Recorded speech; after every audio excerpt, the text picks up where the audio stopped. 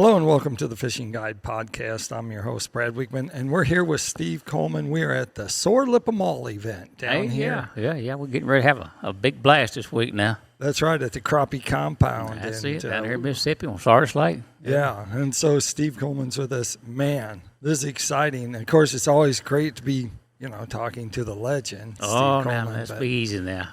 We just like to fish, yeah. Tell us, what are you going to do down here? You're going to take some people out fishing, aren't you? We're going to put a couple of people on the water, the ones that won the trips, Yeah. And we're going to do a little bit of power trolling, just a little bit of everything, spider rigging, live scoping. Right. Yeah. Yeah. Yep. When they won this at the Grizzly Jig Show up there in the thing. So right. Were you up there at the Grizzly Jig Show? I sure was. Yeah. So you got to see the people that won, huh? Yeah. Well, on the evening they did the drawing. I had to go, so I missed the drawing. Yeah. But I'll bet they're excited to go out in the boat. Oh yeah, they always are. It's going to be a good time. It's going to be fun for them. Let's talk about fishing. Let's talk a little bit about the ambush pole. Tell them what it's about. All that ambush pole, it's been a pole in the making for the last couple of years, and this was my first full season to use it guiding. Oh, right. And, but it's an awesome pole. It's a telescopic pole. It's 24.5 foot long. And all I can say, if you want to have a barrel of fun, that ambush pole is it. I start my customers out on like the little mighty pole through B&M. Right. It's a 20-foot pole. It's a lot lighter. And about midday, I graduate them from the little mighty to the ambush. And after they fish with that longer pole, they're hooked. I mean, it's awesome to see them catch those big fish, at 20 foot from the boat. And that's made. It's carbon graphite fiber, right? It is. It's carbon graphite. It sure is. I mean, it's a tough pole. You wouldn't think a 24-foot pole would be a good crappie pole. But, these fish, especially the bigger fish, when they get inside that 20-foot range, like 18, 17, 16, they know that boat's there. They turn around, they go the other way. So, you're picking them off there at about 18 and 19 foot most of the time. Wow. What are you using, lures? Are you using minnows? Man, it's sometimes I use jigs, the crappie magnets are the best, the Mardi Gras and show enough are my favorite colors. Right. But I also use live bait on a little split shot and a sinker, It's either or. Sometimes if they won't bite that live bait, you can put the jig on them, they'll bite the jig. Isn't that crazy? Yeah. Tell us why that happens. Tell us, you fish so long. You should have an idea of why they'll bite that artificial, and sometimes they'll bite that minnow, but they won't bite either one. Sometimes I think that minnow, the way they feel that minnow versus the lead on that jig is a different feeling to them, It's like a radar. And sometimes they react to that jig a whole lot better than they will that minnow. And like I said, vice versa, it's the other way around. So I've got both in my boat. Right. If they'll bite that minnow, I'll stick the jig down there. Most of the time I'll catch him on the jig. All right. Let's talk a little bit about fishing Sardis in, let's say, July and August. If you were to come down here in July and August, how would you fish this lake? To me, those fish are going to be out mid-lake. Right. They're going to be roaming fish. Either spider rigging, as people call it, which I like a slow trolling. Spider rigging to me is like a bad name. Right. I like slow trolling, minnow rigging. That's what I like. Those double hook minnow rigs, by B&M. Wow. Hey, they're awesome. On Sardis, 3/4 ounce, 1 ounce rigs are perfect for catching those big fish. And if you like to power troll, power trolling's a good thing. Long line and crankbaits, when it's hot. Just get on the water, kind of experiment with either or. Right. And see which one works for you, Talk about that double rig setup. It's just a two hook rig. Yeah, it's got a sinker in the middle of it. Comes from the 1/4 ounce all the way up to 1 ounce. Right. And as it graduates to the larger sinker, the lines are longer, see. Right. And that's what makes it so good for these southern lakes. There's no stumps out here in Sardis. There's very few in Grenada where you catch these fish in the springtime. In the summertime when it's hot. And it's an awesome rig. It's been here. It's been around for ever since I was little. You know, I got a quiz for you. When did they first come out, you think, with that double rig? Because you've been around a long time, so you should have a rough idea. When I was a kid, on Reelfoot Lake, that's where it originated from. Right. You know, but when they started putting them in packages. Right, it's been pre-rigged, already set up because you used to have to hand tie these things all the time. All the time. You probably do it in your sleep. Well, back in the day, they made some of these double hook rigs. They put big wire keepers on them, and the line was so big you could crank an outboard with them. It's something else. We just refined it, made it where they would catch fish. Right. And what year do you think they came out with that? In the do you think in the 80s? Was it before? It was after the 80s. I'm gonna say it's been more than 10 years ago. Since, more than 10.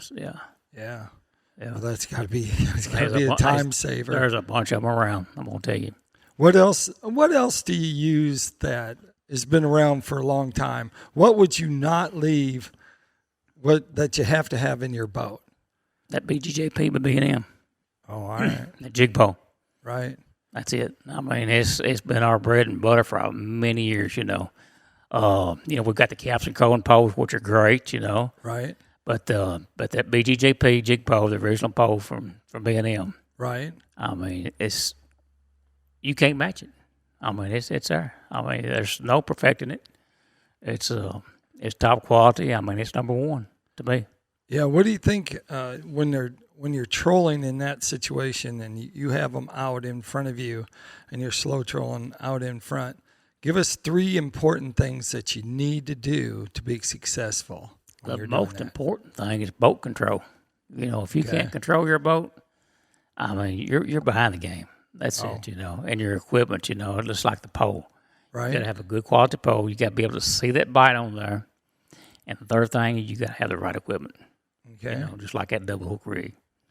If you can control the boat, you got the right pole, and you got the right rig, you're going to catch some fish. Right. I mean, that's it. It works.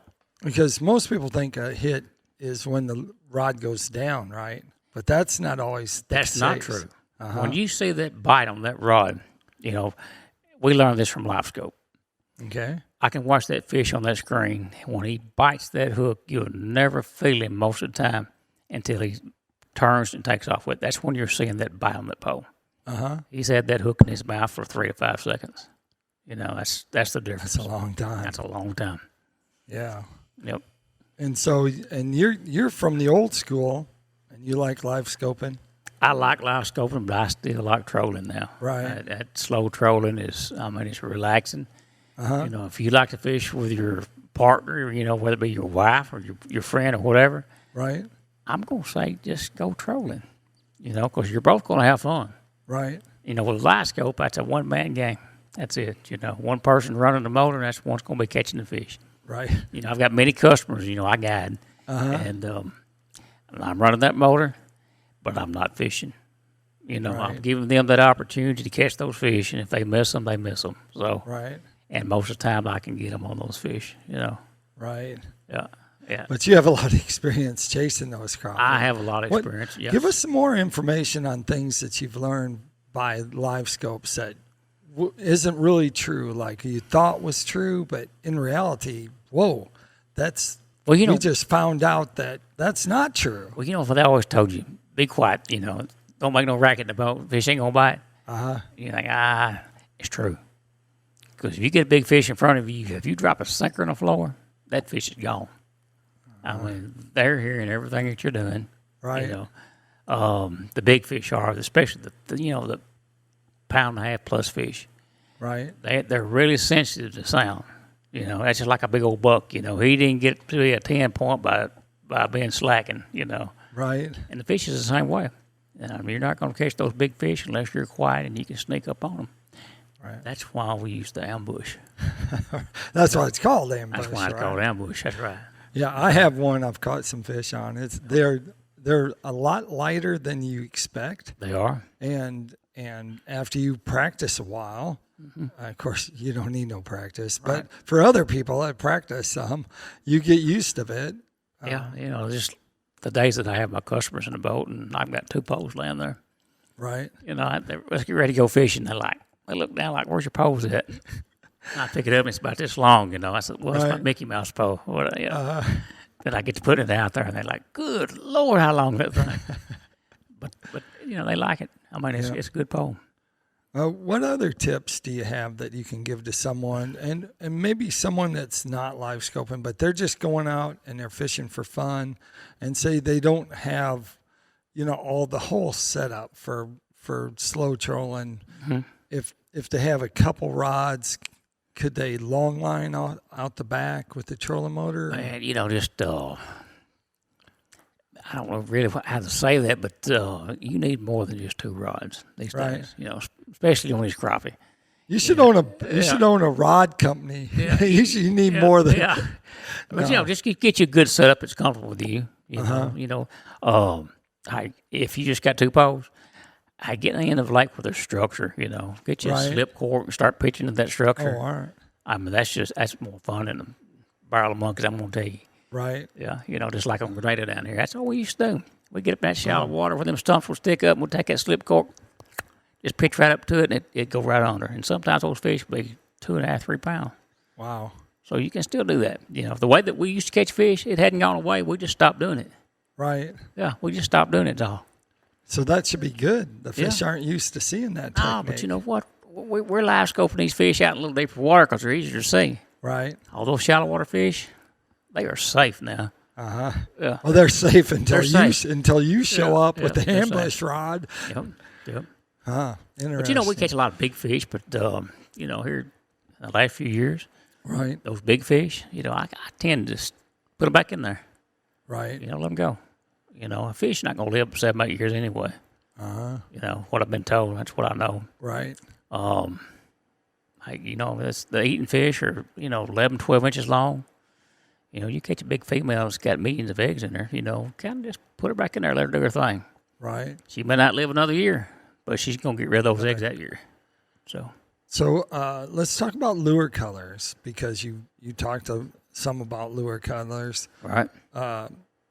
What do you think? How are you going to pick your lure colors? When you go out, how are you deciding what are you going to use for Anything's got color? chartreuse on it. And my favorite color is pink and chartreuse. You know, Pink and chartreuse? pink head, pink eye hole jig, round head. It don't matter, as long as it's a hot candy pink jig. I've caught more fish on that hot pink jig than any of them in that box. Really? Yeah. And you know, with the crappie magnet, I like the Sure Enough and the Mardi Gras. That's my 2 favorite colors. Have you used that, let's see, pink, black, and chartreuse? Like that I combination? like black and chartreuse. It's a good combination, right? Yeah. Right. With the pink head? Pink I've head. done pretty good on that color. Pink head. Pink head. Pink head. Pink head. It's got to be No pink. matter what? No matter what. No matter where you are at, pink Yeah. head is something about it. Yeah. I know down here in Mississippi, you know, the orange heads at Grenada are pretty good, you know. Right. Oh, they love their orange. I can't believe you don't, when you go over to Grenada, you don't have a couple bags of oranges. I have orange, but that pink head to me, it's, you know, Really? it's a confidence builder, what it is.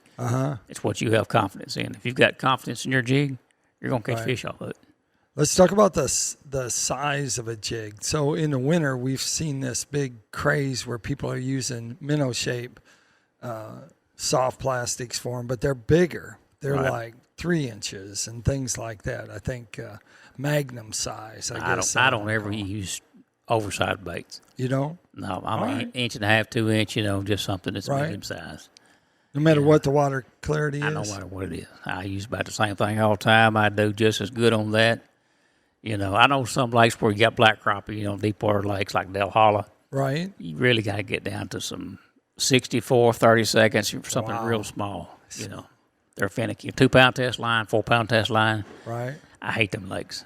Fishing Guide Podcast is also sponsored by I like it dirty. Of course, they have a complete line of rods Mississippi for dirty crappie water. fishing. They have so many crappie fishing rods. It's insane. All right, well, that takes us check to those a out. But they also have rods for catfishing. They got rods for trout fishing, saltwater, you name it. They got a rod that you can go fishing with and catch fish with. So make sure you check their rods out and all their products at PICOLures.com. Steve, if they want to go out fishing with you, and now that they know what you got for a rod in your boat, 2 of them, Right. where do they go? They call you? They can call me, yeah. I got a phone number. It's 731-442-9152. All right. Do you have a Facebook page he can contact? I've got a Facebook page. Yeah, they can look me up. It's under my name. That's all they got to pull up. All right. Yep. Sounds good. Like I always like to say, make sure you keep your hook sharp, your lures in the water.